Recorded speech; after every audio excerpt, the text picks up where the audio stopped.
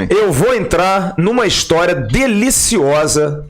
Você sabia que o Dr. Runco foi médico da seleção do Iraque, contratado por Saddam Hussein? É mesmo? Eu li isso aqui e achei assim... Você tratava o Saddam também? Não, tratou o Saddam, fez uma operação logo no... Eu vi uma história que o senhor, com 2 dias, teve que operar um primo do Saddam Hussein, imagina. Não, ainda bem que eu não fui com o Saddam, imagina se dá errado. Não, mas também se der errado, eu não estava aqui para te contar a história. Eu te explodo, hein? Não, essa história é muito engraçada. Primeiro, como é que foi a ida pro Iraque? Como é que surgiu isso? Quando eu voltei campeão do mundo em 85, sub-20, que não era sub-20, né? E o Iraque estava lá, nosso querido falecido Jorge Vieira.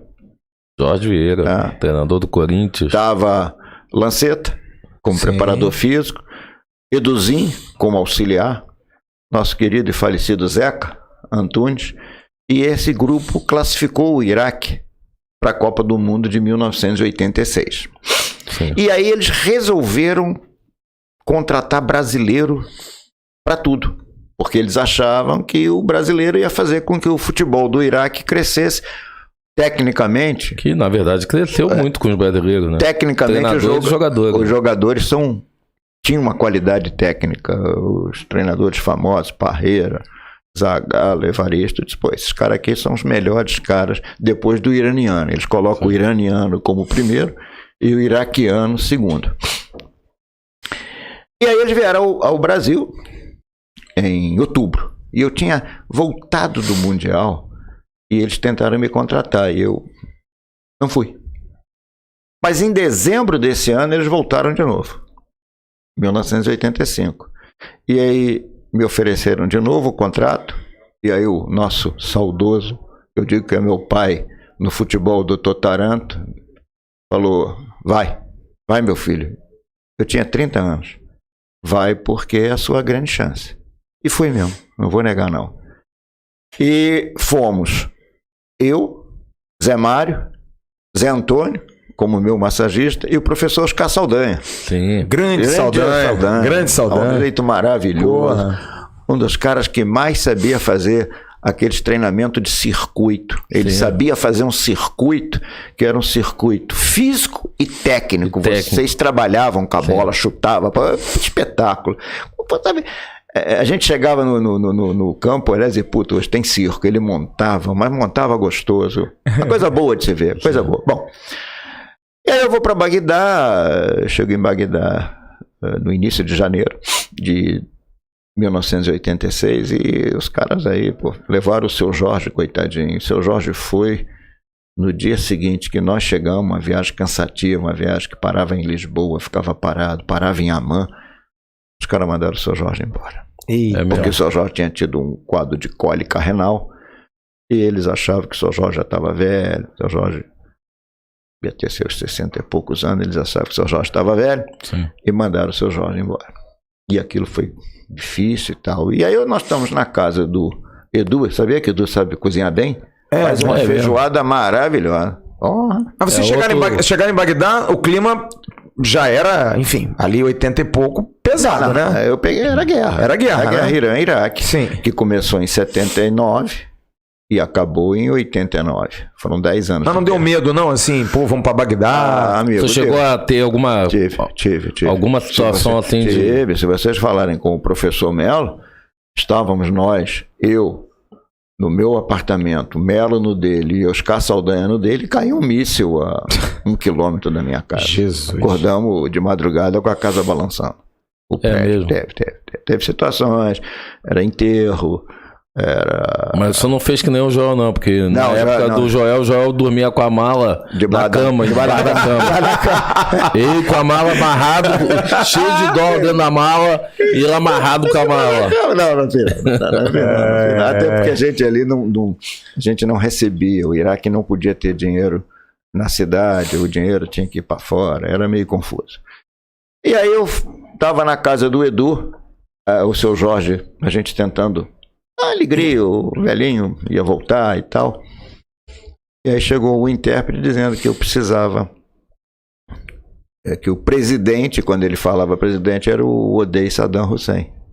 Queria me ver. E Eu fui, ele tinha uma entorse de tornozelo, daquelas simples.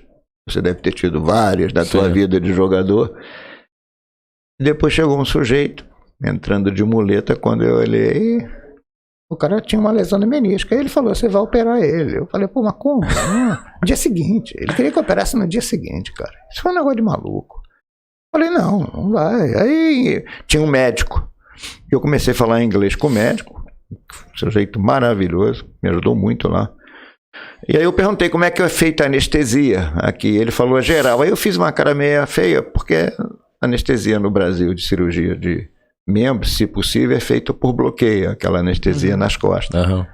Hoje tem só anestesia da perna. Você vê como é que modifica. Naquela época era nas costas. Hoje não, hoje você faz anestesia só da perna.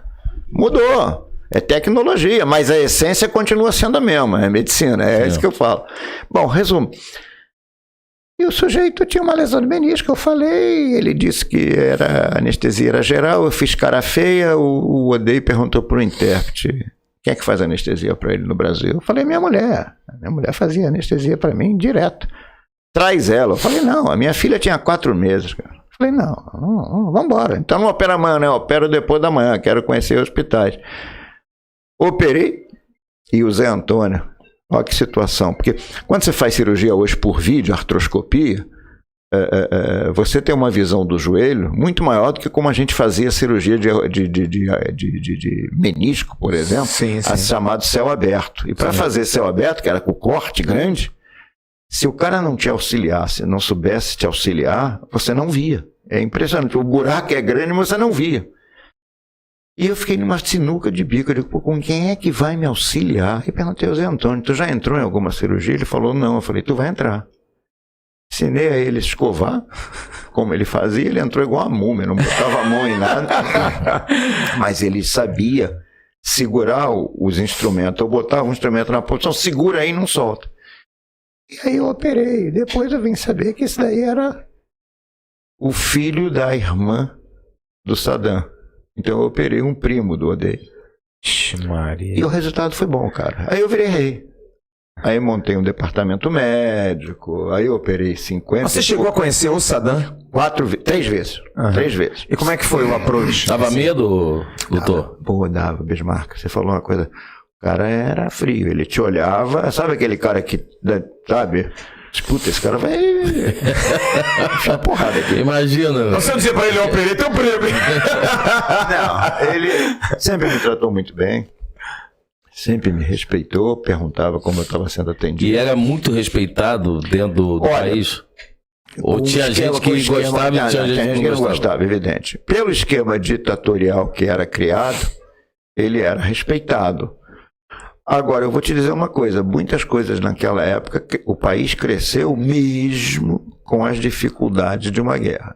E muitos problemas que a gente teve no mundo depois da morte dele, dessas coisas de terrorismo, ele conseguia controlar. Ele levava isso. Então, em alguns momentos, talvez fosse até uma pessoa que dava uma estabilidade. Agora, tinha lá o esquema dele. A mim, não vou te negar, a mim e aos brasileiros. Você chamar o Edu, se você chamar o Melo, você conversar, ele todos vão. Agora, e os jogadores, como é que era? E como é que o futebol conseguia prosperar com um clima desse?